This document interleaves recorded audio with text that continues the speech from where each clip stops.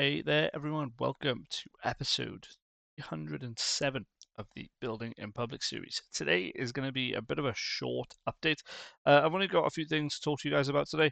One of them is Google's new attempt at fighting parasite SEO, and the other one is basically what we got up to this afternoon, just doing some more work on the Peaky Blinders website. So, yeah, without further ado, let's get into today's episode. So, yeah, pretty much what we got here is a nice bit of content. Essentially, we're working through Lovable and we're building out the rest of the pages of this website. Now, all we essentially wanted to do today was really straightforward. You see how you've got that fabric swatch there with all the different colors and everything? Basically, our plan of attack was just to make that fabric swatch, add a few more things to it, and make it just more appealing to the users, if you will. But yeah, basically, we've spent probably the last hour, 2 hours building that out. And in all honesty, ChatGPT got it there eventually, but it didn't really sort of hit the mark. So I've resorted to basically troubleshooting the code myself and then getting it down to a point because there's so many more elements of this single product page that need to go right. We basically just need to make sure that everything works in tandem, you know? And yeah, to be honest, one good thing we did get out of today, even if we only did spend like an hour or so on it, was we kind of nailed the design down of the single product page, which was my main goal of this afternoon. So instead of just having like a blank sort of slate where you just have the quote form on the right and then the swatches, we actually have like a built out page now, which is cool.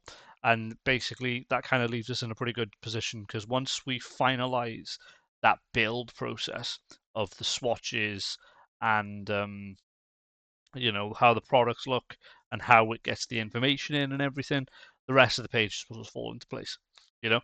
And yeah, this is what you're seeing here. It's just the whole design process, moving things around, adding things in, making it look a certain way and everything like that. And yeah, I got to be honest, I'm looking forward to seeing how this is going to play out. I'm looking forward to seeing how this will work because this is a very interesting concept of an e-commerce store because none of the products have pricing. The way it's going to work is it's all done dynamically from the user perspective. So they're going to put in their width and their drop, so their width and their height, and then the system is going to be what's in charge of the pricing side. And then yeah, basically what I've got to work out then is once the quote comes out officially, so let's say they get quoted something like, I don't know, £71 and 29 pence for like a blind or something, right? I need to figure out then how that is going to progress into them placing an order and make it as smooth as possible. So the idea is they either go through a checkout process and then the customer and the admins get notified that they've basically sent off for a quote, and then the admins then will deal with the quoting side, or I need to figure out a way so that they can pay over the phone, or sorry, not over the phone, on the website.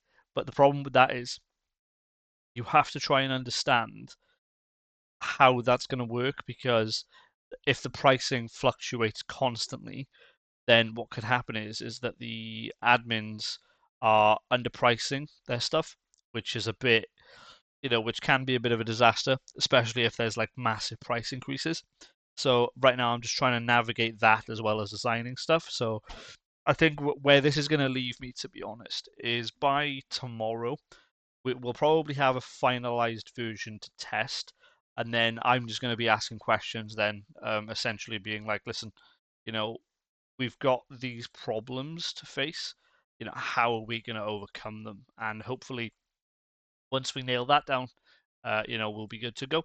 And we should hopefully have some good updates on it. But what I wanted to have a conversation with you guys about today is a pretty interesting one for the SEO community. I've never seen Google talk about this before, but Google have released a blog, yes, no, 2 days ago. Sorry, I'm a bit late. 2 days ago, about parasite SEO spam.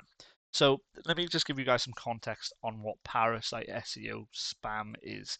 It's a very typical practice where, so in my eyes, what I use parasite SEO for is we'll use websites like Reddit, like LinkedIn, uh, like Quora, stuff like that, to write content about a specific topic or a keyword, and then basically circle that back then so the content will have a link to the customer's website or the client's website or whatever.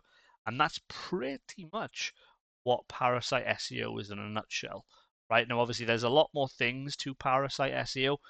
So, scrolling through this, this is kind of what Google references as parasite SEO. So things like sponsored articles, things like PCP sponsors here. So you can see for an example of parasite SEO for weight loss pill, or sorry, payday loans and, weight loss pills here and everything. But yeah, honestly, it's one of those. Again, I've seen the SEO community talk about it. They have literally not done much to defend against it because, one thing SEOs keep going back to is, if you go to, so if I go google.co.uk, if I search, so that the typical thing the SEOs always search will be something like best CBD oils 2025, right? Now, if you search that, typically, if you want search to be, how can I explain it? If you want search to be sanitized in a way where it's showing relevant results, what should happen is that places like the Independent, and Forbes and Vogue and stuff like that shouldn't be listed as like the number one options. That the number one option should be, people like, again, and I'm just using this as an example because this is what, all the US based SEO guys do. But like, for example, Supreme CBD probably be in the top three.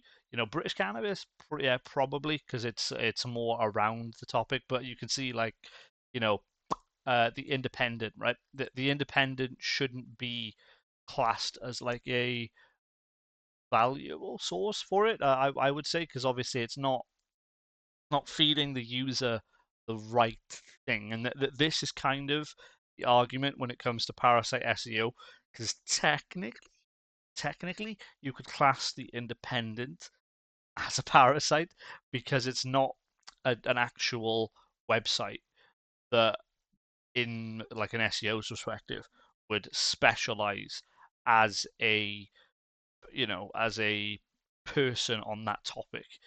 Typically, if you'd wanted to be in the running for that sort of stuff, you'd want it to come from like actual businesses, like, I don't know, imagine a company called like CBD UK or something, right? You're not going to go to Forbes to look at who are the best CBD, um, oils or whatever, or, Vogue even, right? Vogue is, technically a fashion brand. What are they going to know about it, right? But yeah, pretty much that's just what's come out in the SEO community recently. It's a pretty interesting one because still, in the search landscape, nothing has changed, right? It's still the same old practices. We can still rank things as we normally do. Nothing has changed in that scenario. So it's a pretty interesting one. But yeah, I just thought I'd mention that, the fact that Google are now starting to talk about parasite SEO, even though they still haven't done anything about it. But yeah, a pretty interesting one. Anyway, guys, that's pretty much everything for my Saturday update. Hopefully, I can come to you guys with a bit more of an update tomorrow on the progress of this quote form and everything. But for now, yeah, that's everything for me. I hope you're all having a great weekend, and I'll see you tomorrow for episode 308. Cheers. Bye for now.